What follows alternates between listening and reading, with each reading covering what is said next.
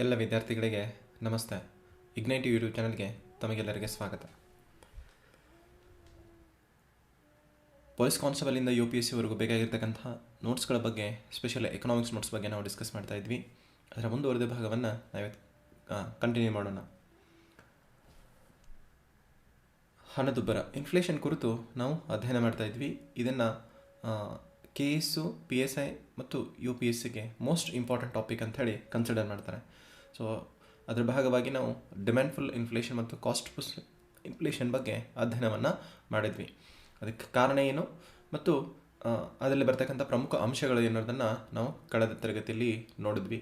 ಎಲ್ಲ ವಿದ್ಯಾರ್ಥಿಗಳಿಗೆ ಒಂದು ಸಜೆಷನ್ ಏನು ಅಂತಂದರೆ, ಇದು ಭಾಳ ಇಂಪಾರ್ಟೆಂಟು, ಎಲ್ಲರೂ ನೋಟ್ ಮಾಡ್ಕೋಬೇಕು, ಜೊತೆಗೆ ಬಹಟನ್ನು ನಾವು ಮಾಡಲೇಬೇಕು. ಸೊ ಲಾಸ್ಟ್ ನಾವು ತರಗತಿಯಲ್ಲಿ ನೋಡಿದ್ದು ಕೊನೆ ಅಂಶ ಎಫೆಕ್ಟ್ಸ್ ಆಫ್ ಇನ್ಫ್ಲೇಷನ್ ಬಗ್ಗೆ ನೋಡಿದ್ವಿ. ಸೊ ಅದರ ಎಫೆಕ್ಟ್ಸ್ ಏನೇನಿದೆ, ಸೊ ಅದನ್ನು ಇವತ್ತು ಕ್ಯಾರಿ ಫಾರ್ವರ್ಡ್ ಮಾಡೋಣ. ಸೊ ಒಂದು ಧನಾತ್ಮಕ ಎಫೆಕ್ಟ್ ಇದೆ, ಇನ್ನೊಂದು ಋಣಾತ್ಮಕ ಎಫೆಕ್ಟ್ ಇದೆ. ಧನಾತ್ಮಕ ಎಫೆಕ್ಟ್ನಲ್ಲಿ ನಾವು ನೋಡಿದ್ವಿ, normal inflation is very good for economy. Normal inflation ಅಂತಕ್ಕಂಥದ್ದು ಆರ್ಥಿಕ ವ್ಯವಸ್ಥೆಯಲ್ಲಿ ಸಾಮಾನ್ಯವಾಗಿ ಬೇಕೇ ಬೇಕು. ಹೂಡಿಕೆ, ಉತ್ಪಾದನೆ, ಅಭಿವೃದ್ಧಿಗೆ ಮತ್ತು ಒಟ್ಟಾರೆ ದೇಶದ ಬೆಳವಣಿಗೆಗೆ ಈ ಇನ್ಫ್ಲೇಷನ್ ಅನ್ನೋದು ಸಹಾಯ ಆಗತ್ತೆ. ಇದನ್ನು ಹೊರತುಪಡಿಸಿ ಋಣಾತ್ಮಕ ಪರಿಣಾಮ ಏನನ್ನೋದನ್ನು ಕೂಡ ನಾವು ನೋಡಿದ್ವಿ. ಋಣಾತ್ಮಕ ಪರಿಣಾಮದಲ್ಲಿ ಪ್ರಮುಖವಾಗಿ ಬಡವರ ಮೇಲೆ ಅತಿ ಹೆಚ್ಚಿನ ಪ್ರಭಾವವನ್ನು ಇದು ಬೀಳುತ್ತೆ. ರಿಯಲ್ ಇನ್ಕಮ್ಮು ಬಡವರದು ಕಡಿಮೆ ಆಗುತ್ತೆ ಅನ್ನೋದನ್ನು ನಾವು ಕಳೆದ ತರಗತಿಯಲ್ಲಿ ನೋಡಿದ್ವಿ. ಇದ್ರ ಜೊತೆಗೆ ಸಂದಾಯ ಬಾಕಿ ಹೆಚ್ಚಾಗುತ್ತೆ, ಇತ್ಯಾದಿ ಅಂಶಗಳನ್ನು ಕೂಡ ನಾವು ಅಧ್ಯಯನವನ್ನು ಮಾಡಿದ್ವಿ. So exchange rate, balance of payment, ಈ ಎಲ್ಲ ಅಂಶಗಳನ್ನು ನಾವು ಬಹಟ್ ಮಾಡಬೇಕು. ಇವತ್ತು ಇಂಪಾರ್ಟೆಂಟ್ ಏನು ಅಂತಂದರೆ, ಈ ಇನ್ಫ್ಲೇಷನ್ ಏನಿದೆ ಅಲ್ವಾ, ಇನ್ಫ್ಲೇಷನ್ನು ಸಾಲ ನೀಡುವವರು ಮತ್ತು ತೆಗೆದುಕೊಳ್ಳುವವರ ಮೇಲೆ ಏನು ಪ್ರಭಾವವನ್ನು ಬೀರುತ್ತೆ ಅನ್ನೋದನ್ನು ನೋಡೋಣ. ಹಣದುಬ್ಬರ ಸಾಲ ನೀಡುವವರ ಮೇಲೆ ಮತ್ತು ತೆಗೆದುಕೊಳ್ಳುವವರ ಮೇಲೆ, ಸಾಲ ತೆಗೆದುಕೊಳ್ಳುವವರ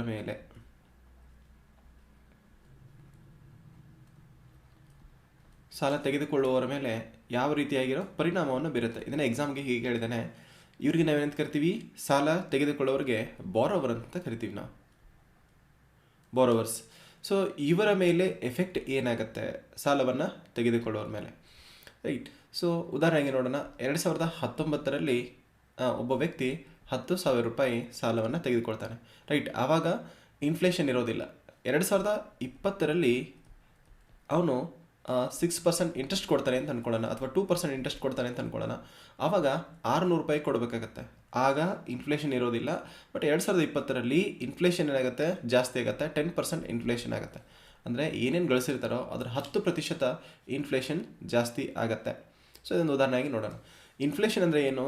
ಇನ್ಫ್ಲೇಷನ್ ಈಕ್ವಲ್ಸ್ ಟು ಏನಾಗುತ್ತೆ, ಬೆಲೆಗಳು ಹೆಚ್ಚಳ ಆಗುತ್ತೆ, ಮನಿ ವ್ಯಾಲ್ಯೂ ಏನಾಗುತ್ತೆ, ಕಡಿಮೆ ಆಗುತ್ತೆ, ಬಟ್ ಮನಿ ಸಪ್ಲೈ ಏನಾಗುತ್ತೆ, ಹೆಚ್ಚಳ ಆಗಿರುತ್ತೆ. ಸೊ ಇದು ಇನ್ಫ್ಲೇಷನ್ ಒಂದು ನಿಯಮ ಇದೆ. ಸೊ ಈಗ ನಾವೇನು ನೋಡಿದ್ವಿ, 2019ರಲ್ಲಿ 10,000 ಸಾಲವನ್ನು ತೆಗೆದುಕೊಂಡಿರ್ತಾನೆ.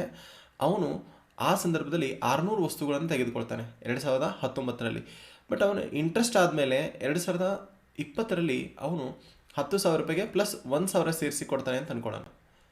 ಸೊ ಟೋಟಲ್ ಅವ್ನು ಪೇ ಮಾಡಬೇಕಾಗಿರೋದು 11,000, ರೈಟ್. ಈಗ ಇಂಟ್ರೆಸ್ಟ್ ಬಂತು ಯಾರಿಗೆ, ಸಾಲ ಕೊಟ್ಟವನಿಗೆ, ಸಾಲ ನೀಡುವವನಿಗೆ.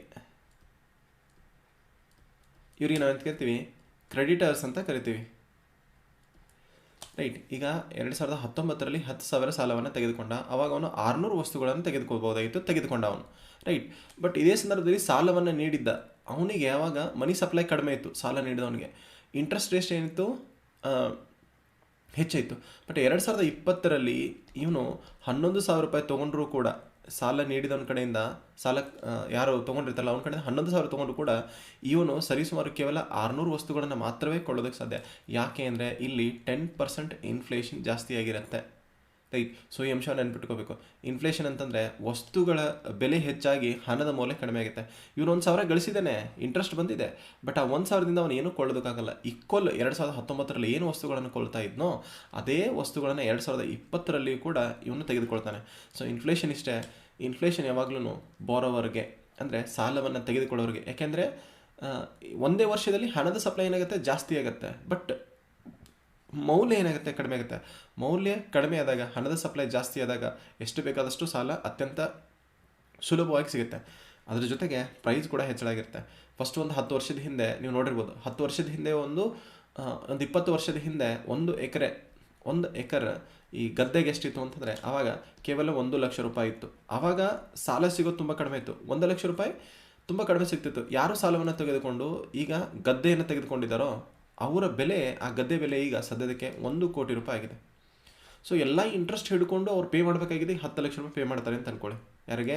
ಸಾಲ ನೀಡಿದವನಿಗೆ, ಕ್ರೆಡಿಟರ್ಸ್ಗೆ. ಬಟ್ ಪ್ರಾಫಿಟ್ ಎಷ್ಟಾಯಿತು? 90 ಲ್ಯಾಕ್ಸ್ ರುಪೀಸ್ ಪ್ರಾಫಿಟ್ ಆಯಿತು. ಸೊ ಈ ವ್ಯತ್ಯಾಸವನ್ನು ನಾವು ತಿಳ್ಕೊಬೇಕು. ಇನ್ಫ್ಲೇಷನ್ ಅನ್ನೋದು ಯಾವಾಗಲೂ ಸಾಲವನ್ನು ತೆಗೆದುಕೊಳ್ಳೋರಿಗೆ ಪ್ರಾಫಿಟನ್ನು ಮಾಡುತ್ತೆ. ನೆಕ್ಸ್ಟ್ ಪಾಯಿಂಟು, ಈ ಬಾಂಡ್ ಹೋಲ್ಡರ್ಸ್ ಮೇಲೆ ಏನು ಎಫೆಕ್ಟ್ ಆಗುತ್ತೆ? ಬಾಂಡ್ ಹೋಲ್ಡರ್ಸ್ ಅಂದರೆ ಶೇರ್ ಹೋಲ್ಡರ್ಸ್ ಅಥವಾ ಬಾಂಡ್ ಹೋಲ್ಡರ್ಸ್ ಅಂತ ಅಂದ್ಕೊಳ್ಳೋಣ. ಶೇರ್ ಹೋಲ್ಡರ್ಸ್ಗಳು ಅಥವಾ ಬಾಂಡ್ ಹೋಲ್ಡರ್ಸ್ಗಳು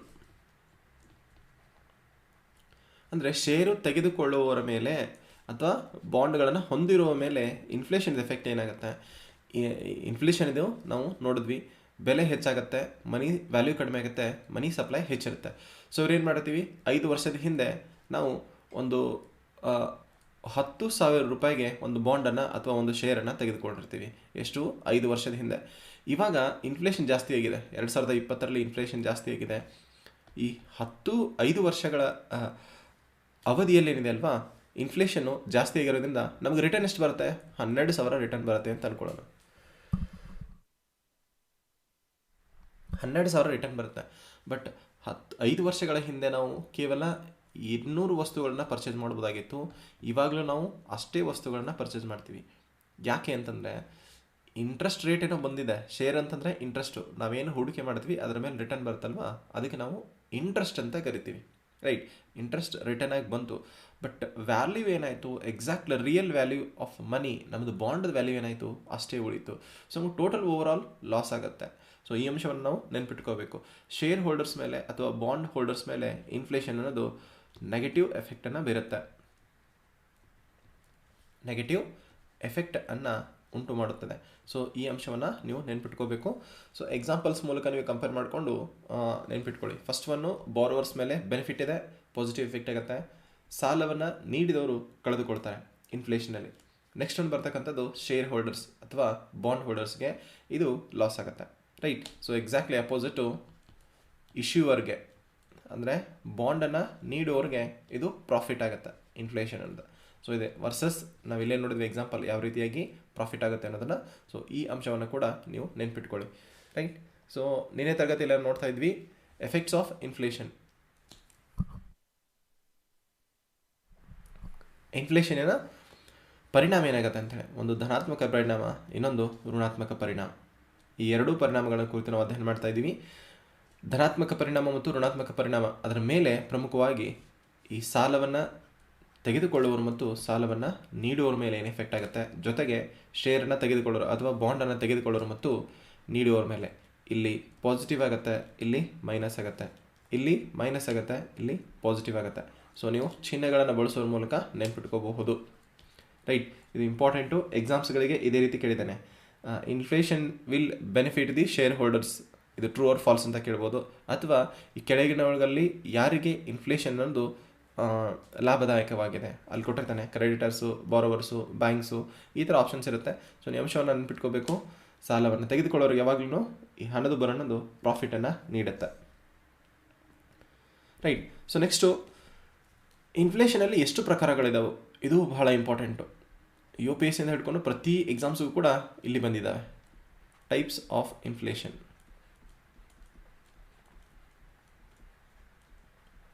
ಇನ್ಫ್ಲೇಷನ್ ಹಣದುಬ್ಬರದ ಪ್ರಕಾರಗಳು.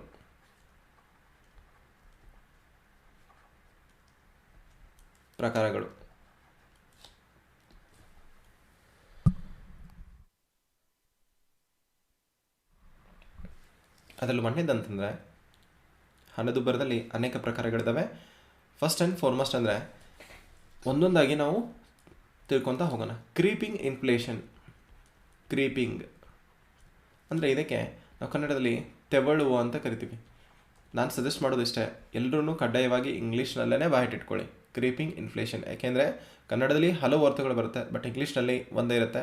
ಸೊ ಕ್ರೀಪಿಂಗ್ ಇನ್ಫ್ಲೇಷನ್ ಇದು ಸಾಮಾನ್ಯವಾಗಿ ಅತ್ಯಂತ ದೀರ್ಘಾವಧಿಯಲ್ಲಿ ಉಂಟಾಗತ್ತೆ.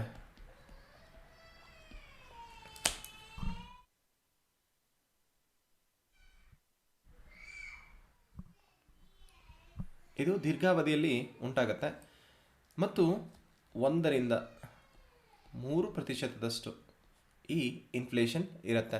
ಎಷ್ಟು ಪ್ರತಿಶತ ಇರುತ್ತೆ? ಕ್ರೀಪಿಂಗ್ ಇನ್ಫ್ಲೇಷನ್ ಅನ್ನೋದು 1-3% ಈ ಕ್ರೀಪಿಂಗ್ ತೆವಳುವ ಇನ್ಫ್ಲೇಷನ್ ಇರುತ್ತೆ. ನೆಕ್ಸ್ಟ್ ಎರಡನೇದು ಬರ್ತಾ ಇರೋದು ಯಾವುದು ಅಂತಂದರೆ ವಾಕಿಂಗ್. ಬ್ರೆಕೆಟ್ನಲ್ಲಿ ನಡೆದಾಡುವ.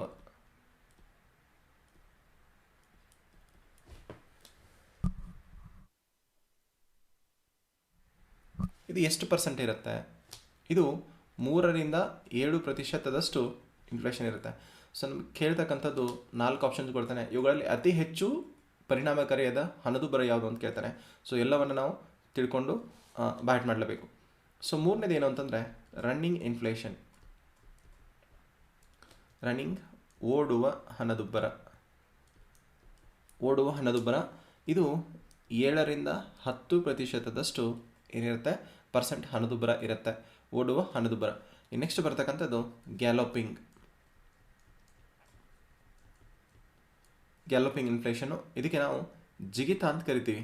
ಗ್ಯಾಲೋಪಿಂಗ್ ಅಂದರೆ ಜಿಗಿತದ ಇನ್ಫ್ಲೇಷನ್, ಜಿಗಿತದ ಹಣದುಬ್ಬರ. ಇದು ಎಷ್ಟಿರುತ್ತೆ? 10%-100%ವರೆಗೂ ಇದು ಇರ್ಬೋದು. ಬಹಳ ಇಂಪಾರ್ಟೆಂಟ್ ಇದು.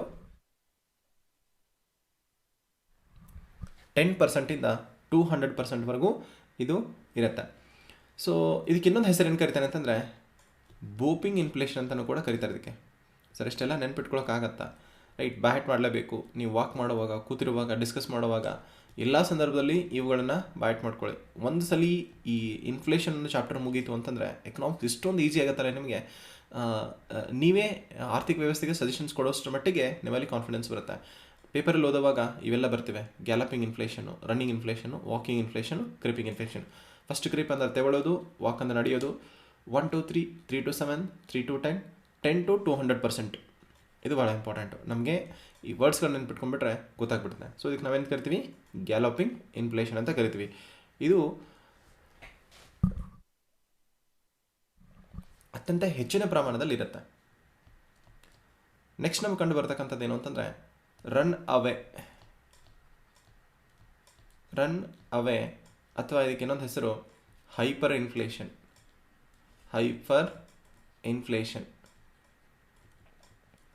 ರನ್ ಅವೇ ಅಥವಾ ಹೈಪರ್ ಇನ್ಫ್ಲೇಷನ್. ರನ್ ಅವೇ ಇನ್ನು ಕನ್ನಡದಲ್ಲಿ ನೀವು ಬೇಕಾದ್ರೆ ಬರ್ಕೊಳ್ಬೋದು. ಕೊಚ್ಚಿ ಹೋಗುವ ಅಂತ ಕರಿತೀವಿ ನಾವು. ಹೈಪರ್ ಇನ್ಫ್ಲೇಷನ್ ಕೊಚ್ಚಿ ಹೋಗುವ ಹಣದುಬ್ಬರ. ನಾನು ಮತ್ತೆ ಹೇಳ್ತಾ ಇದ್ದೀನಿ, ಕನ್ನಡಕ್ಕಿಂತ ಇಂಗ್ಲೀಷು ತುಂಬ ಸುಲಭವಾಗಿದೆ. ಫಸ್ಟ್ ಕ್ರೀಪಿಂಗು, ತೆವಳೋದು, ಆಮೇಲೆ ನಡೆಯೋದು, ಆಮೇಲೆ ಓಡೋದು, ಆಮೇಲೆ ಜಿಗಿಯೋದು, ಆಮೇಲೆ ಕೊಚ್ಚಿ ಹೋಗೋದು. ಸೊ ಇಷ್ಟದ ನೆನ್ಪಿಟ್ಕೊಂಡು ಅದ್ರ ಜೊತೆಗೆ ಇಂಗ್ಲೀಷ್ ವರ್ಡ್ಸ್ಗಳನ್ನ ನೆನ್ಪಿಟ್ಕೋಬೇಕು. ಯಾಕಂದರೆ ಅವ್ರು ಕೇಳೋದಲ್ಲಿ ಇಂಗ್ಲೀಷ್ ವರ್ಡ್ಸ್ಗಳನ್ನ ಆಪ್ಷನ್ಸ್ ಆಗಿ ಕೊಟ್ಟಿರ್ತಾರೆ. ಸೊ ಎಲ್ಲ ಎಕ್ಸಾಮ್ಸು ನಮಗೆ ಹೆಲ್ಪ್ ಆಗುತ್ತೆ. ಕೊಚ್ಚಿ ಹೋಗೋ ಇನ್ಫ್ಲೇಷನ್ ಎಷ್ಟು ಪ್ರಮಾಣದಲ್ಲಿರುತ್ತೆ ಅಂತಂದರೆ ಇದು 1000 ಪಟ್ಟು ಇರುತ್ತೆ. ಕೆಲವೊಂದು ಸಂದರ್ಭದಲ್ಲಿ ಟ್ರಿಲಿಯನ್ ಮತ್ತು ಮಿಲಿಯನ್ ಗಟ್ಟಲೆ ಇದು ಇನ್ಫ್ಲೇಷನ್ ಇರುತ್ತೆ. ನಾವು ನೋಡಿರ್ಬೋದು, ಒಂದು 10 ವರ್ಷದ ಹಿಂದೆ ಜಿಂಬಾಬ್ವೆನಲ್ಲಿ ಏನಾಗಿತ್ತು ಅಂತಂದರೆ ಅಲ್ಲಿ 10 ಲಕ್ಷ ರೂಪಾಯಿ ನೋಟನ್ನು ಅಲ್ಲೇನು ಪ್ರಿಂಟ್ ಮಾಡಿದ್ರು. ಬಟ್ ಅದಕ್ಕೆ ಒಂದೇ ಒಂದು ಬ್ರೆಡ್ ಮಾತ್ರ ಸಿಗ್ತಿತ್ತು. ಚಿತ್ರ ನೋಡಿ, 10 ಲಕ್ಷ ರೂಪಾಯಿ ಮೌಲ್ಯದ ಒಂದು ನೋಟನ್ನು ಪ್ರಿಂಟ್ ಮಾಡಿದ್ರೆ ಅದಕ್ಕೆ ಕೇವಲ ಒಂದು ಬ್ರೆಡ್ ಸಿಗ್ತಿತ್ತು. ಇನ್ಫ್ಲೇಷನ್ ಇದು 1000 ಪಟ್ಟದಷ್ಟು ಇರುತ್ತೆ. ಕೆಲವೊಂದು ಸಂದರ್ಭದಲ್ಲಿ ಅತ್ಯಂತ ವೇಗವಾಗಿ ಸಡನ್ಲಿ ಕೂಡ ಆಗುತ್ತೆ. ಇದು ಕೆಲವೊಂದು ಸಂದರ್ಭದಲ್ಲಿ ಒಂದೇ ಒಂದು ತಿಂಗಳ ಅವಧಿಯಲ್ಲೇ ಆಗ್ಬೋದು. ಉದಾಹರಣೆಗೆ ಪಾಕಿಸ್ತಾನದೇ ತೆಗೆದುಕೊಳ್ಳೋಣ. ಈ Pakistan it is on the edge of collapse. ಸದ್ಯದಲ್ಲಿ ಪಾಕಿಸ್ತಾನ ಅನ್ನೋದು ಇಡೀ ರಾಷ್ಟ್ರವೇ ಮುಳುಗಿ ಹೋಗ್ತಕ್ಕಂಥ ಸ್ಥಿತಿಯಲ್ಲಿ ಬಂದಿಟ್ಟಿದೆ. ಯಾಕೆಂದರೆ ಅಲ್ಲಿ ಹೈಪರ್ ಇನ್ಫ್ಲೇಷನ್ ಸ್ಟಾರ್ಟ್ ಆಗ್ತಾ ಇದೆ. ನಿಧಾನಗತಿಯಲ್ಲ, ಒಂದೇ ಸಂದರ್ಭಕ್ಕೇ ಇಡೀ ರಾಷ್ಟ್ರವೇ ಮುಳುಗಿ ಹೋಗ್ಬೋದು. 1000 ಪಟ್ಟುಗಟ್ಟಲೆ ಅಲ್ಲಿ ಇನ್ಫ್ಲೇಷನ್ ಜಾಸ್ತಿ ಆಗ್ಬೋದು. ವಸ್ತುಗಳು ನೀವು ಎಷ್ಟು ಕೋಟಿ ಕೊಟ್ಟರು ಕೂಡ ಒಂದೇ ಒಂದು ವಸ್ತುವನ್ನು ಕೊಂಡ್ಕೊಳ್ಳೋಕ್ಕಾಗೋದಿಲ್ಲ. ಹಣ ಇರುತ್ತೆ, ಬಟ್ ಅದರ ಮೌಲ್ಯ ಏನಾಗುತ್ತೆ? ತುಂಬ ಕಡಿಮೆ ಆಗಿರುತ್ತೆ. ಸೊ ಇದಕ್ಕೆ ನಾವೇನು ಕರಿತೀವಿ? ರನ್ ಅವೇ ಅಥವಾ ಹೈಪರ್ ಇನ್ಫ್ಲೇಷನ್ ಅಂತ ಕರಿತೀವಿ. ರೈಟ್. ಸೊ ಇದಾದಮೇಲೆ ನೆಕ್ಸ್ಟ್ ಬರ್ತಕ್ಕಂಥದ್ದು ಏನು ಅಂತಂದರೆ sixth one bottle neck inflation. ಇದು UPSCಗೆ ಕೇಳಿರ್ತಕ್ಕಂಥದ್ದು. ಬಾಟಲ್ ನೆಕ್ ಅಥವಾ ಸ್ಟ್ರಕ್ಚರಲ್, ಇದಕ್ಕೆ ರಚನಾತ್ಮಕ ಅಂತ ಕರಿತೀವಿ ಕನ್ನಡದಲ್ಲಿ. ರಚನಾತ್ಮಕ ಅಂದರೆ ಏನು ನೋಡೋಣ. ಒಂದು ದೇಶಕ್ಕೆ ಮುಖ್ಯವಾಗಿ ಬೇಕಾಗಿರ್ತಕ್ಕಂಥದ್ದು ಎರಡು. ಒಂದು ಬಂಡವಾಳ ಪ್ಲಸ್ಸು ಮೂಲಸೌಕರ್ಯಗಳು. ಈ ಬಂಡವಾಳ ಮೂಲಸೌಕರ್ಯಗಳಲ್ಲಿ ಕೊರತೆ ಉಂಟಾಗಿರ್ತಕ್ಕಂಥ ಹಣದುಬ್ಬರವನ್ನು, ಬಂಡವಾಳ ಮತ್ತು ಮೂಲಸೌಕರ್ಯಗಳಲ್ಲಿ ಏನಾಗುತ್ತೆ, ಕಡಿಮೆ ಇರುತ್ತೆ. ಬಂಡವಾಳನೂ ಕೂಡ ಕಡಿಮೆ ಇರುತ್ತೆ ಮತ್ತು ಮೂಲಸೌಕರ್ಯಗಳನ್ನು ಕೂಡ ಕಡಿಮೆ ಇರುತ್ತೆ. ಸೊ ಇಂಥ ಸಂದರ್ಭದಲ್ಲಿ ಉಂಟಾಗ್ತಕ್ಕಂಥ ಹಣದುಬ್ಬರವನ್ನು ನಾವು ಕರಿತೀವಿ ಬಾಟಲ್ ನೆಕ್. ಅಂದರೆ ಆರ್ಥಿಕ ವ್ಯವಸ್ಥೆ ಪ್ರಾರಂಭದಲ್ಲಿ ಈ ಹಣದುಬ್ಬರ ಉಂಟಾಗುತ್ತೆ. ಅದಕ್ಕೆ ನಾವು ಬಾಟಲ್ ನೆಕ್ ಅಥವಾ ಸ್ಟ್ರಕ್ಚರಲ್ ಇನ್ಫ್ಲೇಷನ್, ಸ್ಟ್ರಕ್ಚರಲ್ ರಚನಾತ್ಮಕ ಹಣದುಬ್ಬರ ಅಂಥೇಳಿ ನಾವು ಕರಿತೇವೆ. ನೆಕ್ಸ್ಟ್ ಬರ್ತಕ್ಕಂಥದ್ದು ಕೋರ್ ಇನ್ಫ್ಲೇಷನ್. ಇದನ್ನು KS ಕೇಳಿರ್ತಕ್ಕಂಥದ್ದು. ಕೋರ್ ಇನ್ಫ್ಲೇಷನ್ ಅಂದರೆ ಏನು ಅಂತ ಕೇಳಿದ್ದೇನೆ. ಕೋರ್ ಇನ್ಫ್ಲೇಷನ್ ಅಂತಂದರೆ ಆಹಾರ ಧಾನ್ಯ ಮತ್ತು ತೈಲವನ್ನು, ಹಣದುಬ್ಬರ ಅಂತಂದರೆ ನಾವು ವಸ್ತುಗಳ ಬೆಲೆಯನ್ನು ಹೆಚ್ಚಳ ಉಂಟಾಗ್ತೀವಿ. ಬಟ್ ಈ ಆಹಾರ ಧಾನ್ಯ ಮತ್ತು ತೈಲವನ್ನು ಹೊರತುಪಡಿಸಿ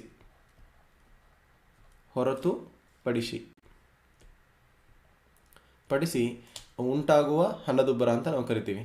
ಎಕ್ಸ್ಕ್ಲೂಡಿಂಗ್ ಫುಡ್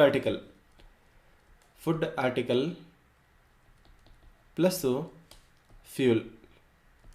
ಸೊ ಎರಡನ್ನು ಹೊರತುಪಡಿಸಿ ಈ ನಾವು ಹಣದುಬ್ಬರವನ್ನು ಕ್ಯಾಲ್ಕುಲೇಷನ್ ಮಾಡ್ತೀವೋ, ಲೆಕ್ಕ ಹಾಕ್ತೀವೋ, ಅದಕ್ಕೆ ನಾವು ಕೋರ್ ಇನ್ಫ್ಲೇಷನ್ ಅಂತ ಕರಿತೀವಿ. ಕೋರ್ ಇನ್ಫ್ಲೇಷನ್ ಇದು ಆಹಾರ ಧಾನ್ಯ ಮತ್ತು ತೈಲವನ್ನು ಹೊರತುಪಡಿಸಿ ಉಂಟಾಗುವ ಇನ್ಫ್ಲೇಷನ್ ಅಂತ ಕರಿತೀವಿ. ಇದನ್ನು ಭಾರತದಲ್ಲಿ ಬಳಕೆ ಮಾಡಲಾಗುತ್ತೆ. ಭಾರತದಲ್ಲಿ ನ್ಯೂಸ್ ಪೇಪರಲ್ಲಿ ಓದುವಾಗ ಕೋರ್ ಇನ್ಫ್ಲೇಷನ್ ಭಾರತದ ಎಷ್ಟಿದೆ ಅಂತ ಹೇಳಿ ನಾವು ನೋಡ್ತೀವಿ. ಯಾಕೆಂತಂದ್ರೆ ಇಲ್ಲಿ ತೈಲ ಬೆಲೆ ನಿರಂತರವಾಗಿ ಹೆಚ್ಚಾಗ್ತಾ ಇರ್ತದೆ.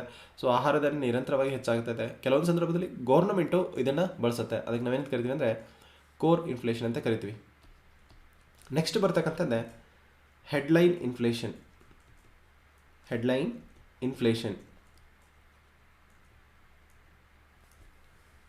ಏನು ಹೆಡ್ಲೈನ್ ಇನ್ಫ್ಲೇಷನ್ ಅಂತಂದರೆ ಆಲ್ ಕಾಮೋಡಿಟೀಸ್, ಈ ಫುಡ್ ಆರ್ಟಿಕಲ್ಸ್ ಮತ್ತು ಫ್ಯೂಲನ್ನು ಒಳಗೊಂಡು ಎಲ್ಲ ರೀತಿಯಾಗಿರ್ತಕ್ಕಂತಹ ಧಾನ್ಯಗಳನ್ನು, ಆಹಾರ ಧಾನ್ಯಗಳನ್ನು, ತೈಲವನ್ನು, ವಸ್ತುಗಳನ್ನು ಒಳಗೊಂಡಿರೋದೇ ಹೆಡ್ಲೈನ್ ಇನ್ಫ್ಲೇಷನ್ ಅಂತ ಕರಿತೀವಿ ನಾವು. ಇಲ್ಲಿ ಆಹಾರ ಧಾನ್ಯ ಮತ್ತು ತೈಲ ಎಕ್ಸ್ಕ್ಲೂಡ್ ಆಗಿತ್ತು, ಬಟ್ ಅದನ್ನು ಇಲ್ಲಿ ಕೂಡಿಸ್ಕೋತಾರೆ. ಜೊತೆಗೆ ಎಲ್ಲ ವಸ್ತುಗಳು ಕೂಡ ಇಲ್ಲಿ ಕೂತ್ಕೋತವೆ. ಇದಕ್ಕೆ ನಾವೇನು ಕರಿತೀವಿ, ಹೆಡ್ಲೈನ್ ಇನ್ಫ್ಲೇಷನ್ ಅಂತ ಕರಿತೇವೆ. ನೆಕ್ಸ್ಟ್ ಬರ್ತಕ್ಕಂಥದ್ದು ಯಾವುದು ಅಂತಂದರೆ ಸ್ಕ್ಯೂಫ್ಲೇಷನ್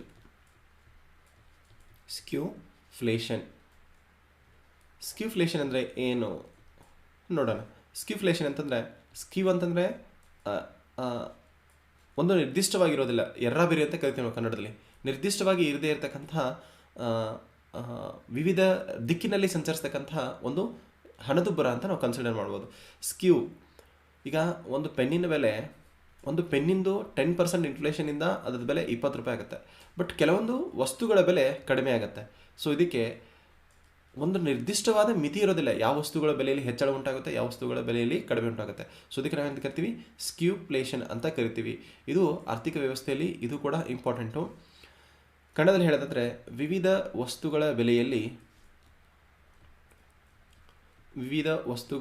ಬೆಲೆಯಲ್ಲಿ ಏನಾಗೋದು, ವಿವಿಧ ರೀತಿಯಲ್ಲಿ ಬದಲಾಗುವುದು, ವಿವಿಧ ರೀತಿಯಲ್ಲಿ ಹೆಚ್ಚಳವಾಗುವುದು. ಅಂದರೆ ಒಂದೇ ರೀತಿಯಾಗಿ ಹೆಚ್ಚಳ ಉಂಟಾಗೋದಿಲ್ಲ. ಸಾಮಾನ್ಯವಾಗಿ ಕೆಲವೊಂದು ಎಲ್ಲನೂ ಹೆಚ್ಚಾಗಬೇಕು ಇನ್ಫ್ಲೇಷನ್ ಅಂದರೆ, ಬಟ್ ಇಲ್ಲಿ ಹಾಗಾಗೋದಿಲ್ಲ. ಅದಕ್ಕೆ ನಾವು ಸ್ಕ್ಯೂ ಅಂತ ಕರಿತೀವಿ. ಅಸಮಾನತೆಯಿಂದ ವಸ್ತುಗಳ ಬೆಲೆಯಲ್ಲಿ ಹೆಚ್ಚಳ ಉಂಟಾಗುತ್ತದೆ. Prices of different commodities changes in different proposition ಅಂತ ನಾವು ಕರಿತೀವಿ. ಡಿಫ್ರೆಂಟ್ ಕಮಾಡಿಟಿ ಮತ್ತು ಡಿಫ್ರೆಂಟ್ ಪ್ರಪೋಸಿಷನ್, ಡಿಫ್ರೆಂಟ್ ಕಮಾಡಿಟಿ ಮತ್ತು ಡಿಫ್ರೆಂಟ್ ಪ್ರಪೋಸಿಷನ್ ಅಂತ ನಾವು ಕರಿತೀವಿ. ಅಂದರೆ ವಿವಿಧ ಪ್ರಮಾಣದಲ್ಲಿ ವಿವಿಧ ವಸ್ತುಗಳ ಬೆಲೆಯಲ್ಲಿ ಹೆಚ್ಚಳ ಉಂಟಾಗೋದಕ್ಕೆ ನಾವೇನಂತ ಕರಿತೀವಿ, ಸ್ಕ್ಯೂಫ್ಲೇಷನ್ ಅಂತ ಕರಿತೀವಿ. ಇದನ್ನು ಆಲ್ರೆಡಿ ಕೇಳಿದ್ದಾರೆ. ಕೋರ್ ಇನ್ಫ್ಲೇಷನನ್ನು ಕೂಡ ಕೇಳಿದ್ದಾರೆ. ರೈಟ್. ಇದಾದಮೇಲೆ ಬರ್ತಕ್ಕಂಥದ್ದು ಬಹಳ ಇಂಪಾರ್ಟೆಂಟ್ ಅಂತಾನೆ, ಸಿಂಪಲ್ ಆಗಿ ಅರ್ಥ ಮಾಡ್ಕೋಬೋದು. 15 ಅಗ್ರಿಫ್ಲೇಷನ್ ಫ್ಲೇಷನ್ ಹೆಸರು ಹೇಳುತ್ತೆ. ಫ್ಲೇಷನ್ ಅಂದರೆ ಹೆಚ್ಚಳ ಉಂಟಾಗೋದು. ಅಗ್ರಿ ಅಂತಂದರೆ ಕೃಷಿ ವಸ್ತುಗಳ ಬೆಲೆಯಲ್ಲಿ ಹೆಚ್ಚಳ ಉಂಟಾಗೋದು. ಕೃಷಿ ವಸ್ತುಗಳ ಬೆಲೆಯಲ್ಲಿ ಹೆಚ್ಚಳ ಉಂಟಾಗೋದು.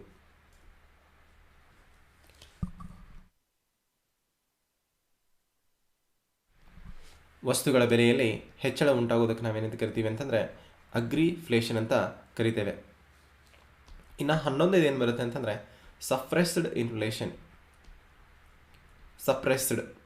ಸಪ್ರೆಸ್ಡ್ ಅಂತಂದರೆ ನಿಮ್ಗೆ ಗೊತ್ತಿದೆ, ಸಪ್ರೆಸ್ಡ್ ಇನ್ಫ್ಲೇಷನ್ ಒತ್ತಾಯಪೂರ್ವಕವಾಗಿ ಅದನ್ನು ನಿಯಂತ್ರಣ ಮಾಡೋದು, ಸಪ್ರೆಸ್ ಮಾಡೋದು, ಅದನ್ನು ಹಿಡಿಯೋದು. ಸಪ್ರೆಸ್ ಅಂದರೆ ಹಿಡಿಯೋದು, ಅದನ್ನು ತಡೆ ಒಡ್ಡೋದು. ಇದನ್ನು ಯಾರು ಮಾಡ್ತಾರೆ ಅಂತಂದರೆ ಸರ್ಕಾರ ಮಾಡುತ್ತೆ. ಸರ್ಕಾರ ಅಥವಾ ಗೌರ್ನಮೆಂಟ್ ಇನ್ಫ್ಲೇಷನನ್ನು ಕಡ್ಡಾಯವಾಗಿ ಸರ್ಕಾರವೇ ನಿಯಂತ್ರಿಸೋದಕ್ಕೆ ನಾವು ಎಂತ ಕರಿತೀವಿ, ಸಪ್ರೆಸ್ಡ್ ಇನ್ಫ್ಲೇಷನ್ ಅಂತ ಕರಿತೀವಿ. ಹಣದುಬ್ಬರ ಇರುತ್ತೆ, ಬಟ್ ಅದನ್ನು ಸರ್ಕಾರ ನಿಯಂತ್ರಣ ಮಾಡ್ತಾ ಇರುತ್ತೆ.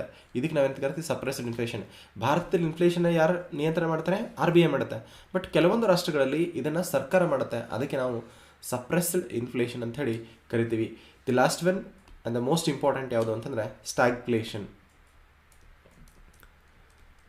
ಇದು ಒಂದು 10 ರಿಂದ 15 ಬಾರಿ ಎಕ್ಸಾಮ್ಸ್ಗಳಲ್ಲಿ ರಿಪೀಟ್ ಆಗಿದೆ. ಸ್ಟ್ಯಾಗ್ಫ್ಲೇಷನ್.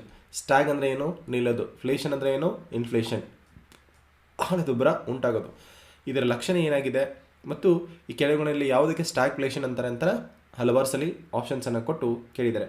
ಸೊ ಸ್ಟ್ಯಾಗ್ಫ್ಲೇಷನ್ ಅಂದರೆ ಏನು ಅನ್ನೋದನ್ನು ನೋಡೋಣ. ಕನ್ನಡದಲ್ಲಿ ಜಡ ಪ್ರಸರಣ ಅಂತ ಕರೀತಾರೆ.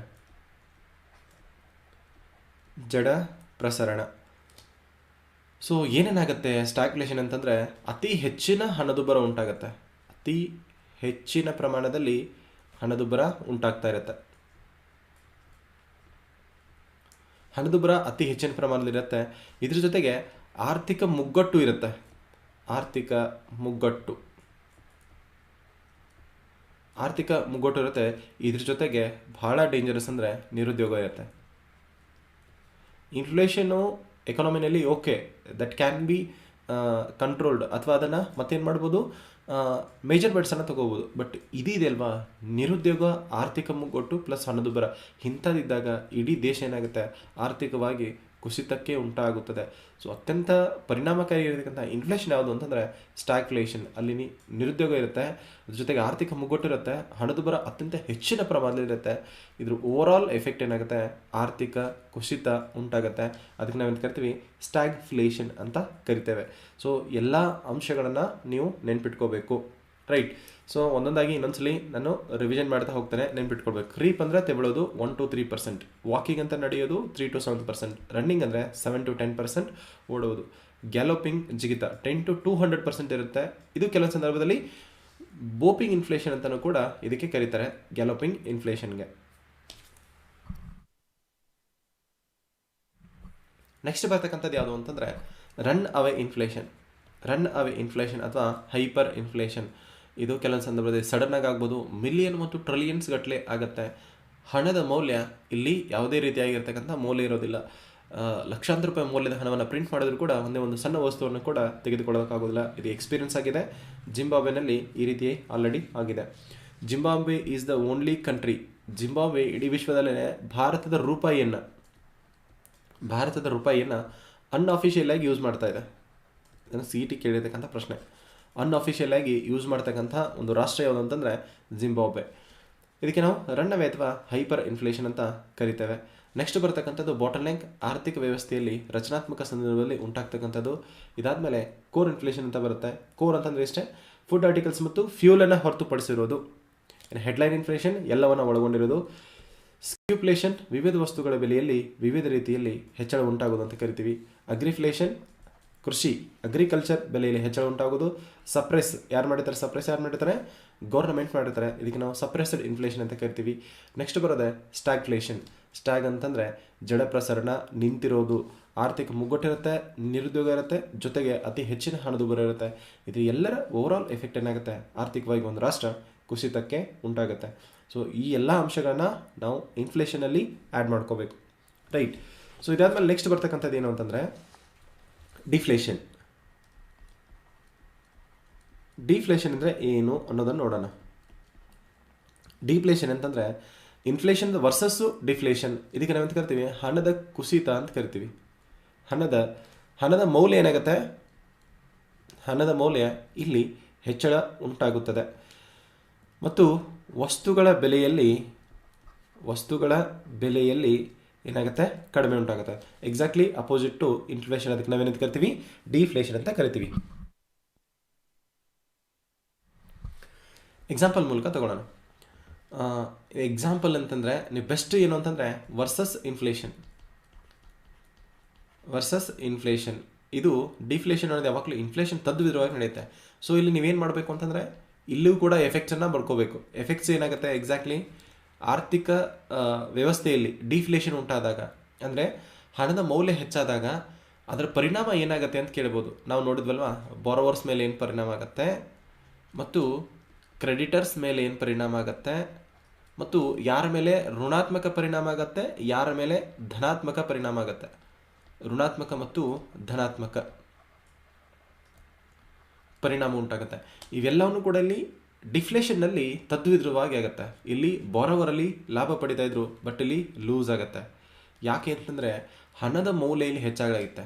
ಹಣದ ಮೌಲ್ಯ ಹೆಚ್ಚಾಗಿದೆ ಅಂದರೆ ಡಿಫ್ಲೇಷನ್ ಅದು ಸಿಂಪಲ್ ಆಗಿ ತಿಳ್ಕೊಳ್ಳೋಣ. 2019ರಲ್ಲಿ ಒಬ್ಬ ವ್ಯಕ್ತಿ ಹತ್ರ ಎಷ್ಟು 10,000 ರೂಪಾಯಿ ಇತ್ತು. ಹಣದ ಮೌಲ್ಯ ಹೆಚ್ಚಳ ಉಂಟಾಗಿತ್ತು, ವಸ್ತುಗಳ ಬೆಲೆಯಲ್ಲಿ ಕಡಿಮೆ ಆಯಿತು. 2019ರಲ್ಲಿ ಆ ವ್ಯಕ್ತಿ 200 ವಸ್ತುಗಳನ್ನು ಪರ್ಚೇಸ್ ಮಾಡ್ತಾ ಇದೆ ಅಂದರೆ 2020ರಲ್ಲಿ ಇದೇ 10,000 ರೂಪಾಯಿಂದ, ಯಾಕಂದರೆ ಹಣದ ಮೌಲ್ಯ ಹೆಚ್ಚಾಗಿರುತ್ತೆ, ಆ ವ್ಯಕ್ತಿ 400 ವಸ್ತುಗಳನ್ನು ಪರ್ಚೇಸ್ ಮಾಡಬಹುದು. ರೈಟ್, ಯಾಕೆಂದರೆ ಹಣದ ಮೌಲ್ಯ ಇಲ್ಲಿ ಜಾಸ್ತಿ ಆಗಿರುತ್ತೆ, ವಸ್ತುಗಳ ಬೆಲೆಯಲ್ಲಿ ಕಡಿಮೆ ಆಗುತ್ತೆ. ಯಾವಾಗ ವಸ್ತುಗಳ ಬೆಲೆಯಲ್ಲಿ ಕಡಿಮೆ ಆಗುತ್ತೋ ಅದೇ ದುಡ್ಡಿನಲ್ಲಿ ಅವನು ಹೆಚ್ಚಿನ ಪ್ರಮಾಣದ ವಸ್ತುಗಳನ್ನು ಕೊಂಡ್ಕೋಬೋದು. ಅದಕ್ಕೆ ಇವಾಗ ಏನಾಗುತ್ತೆ, ಇಲ್ಲಿ ಬಾರೋವರ್ಸ್ ಏನಿರ್ತಾರಲ್ವ ಇವರಿಗೆ ಲಾಸ್ ಆಗುತ್ತೆ. ಯಾಕೆಂದರೆ 10,000 ರೂಪಾಯಿ ತೆಗೆದುಕೊಂಡಿರ್ತಕ್ಕಂಥ ಒಬ್ಬ ವ್ಯಕ್ತಿ 11,000 ರೂಪಾಯಿನ ಕೊಡ್ತಾನೆ. ರೈಟ್, 11,000 ರೂಪಾಯಿನ ಕೊಡ್ತಾನೆ.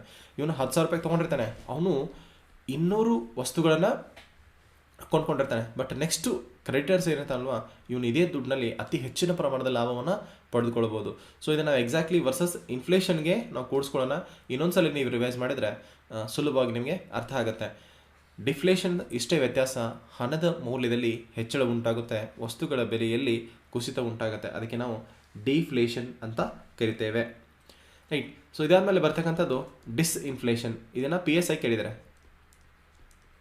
ಡಿಸ್ಇನ್ಫ್ಲೇಷನ್ PSI ಕೇಳಿದರೆ 4 ಆಪ್ಷನ್ ಕೊಟ್ಬಿಟ್ಟು ಡಿಸ್ಇನ್ಫ್ಲೇಷನ್ ಅಂದರೆ ಏನು ಅಂತ ಹೇಳಿ. ಸೊ ನೇರವಾಗಿ ನಾವು ಆನ್ಸರನ್ನು ನೋಡೋಣ. ಇದರಲ್ಲಿ ಇನ್ಫ್ಲೇಷನ್ ರೇಟ್ನಲ್ಲಿ ಕಡಿಮೆ ಆಗುತ್ತೆ.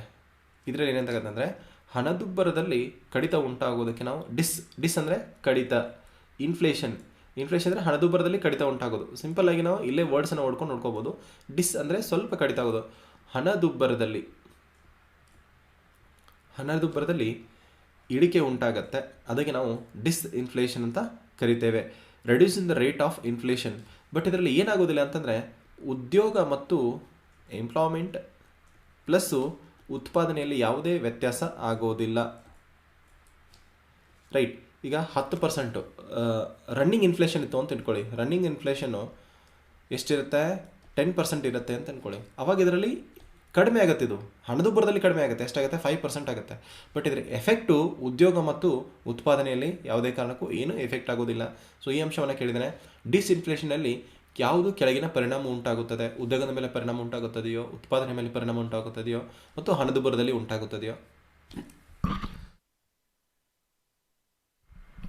ಸೊ ಇಷ್ಟು ಆಪ್ಷನ್ಸನ್ನು ಕೇಳಿದರೆ ಕೊನೆಯದಾಗಿ ಮೇಲಿನ ಎಲ್ಲವೂ ಅಂತ ಕೊಟ್ಟಿದ್ದಾರೆ. ಸೊ ಇವೆಲ್ಲವನ್ನ ನೆನ್ಪಿಟ್ಕೋಬೇಕು. ಇದಾದಮೇಲೆ ಇನ್ಫ್ಲೇಷನರಿ ಗ್ಯಾಪ್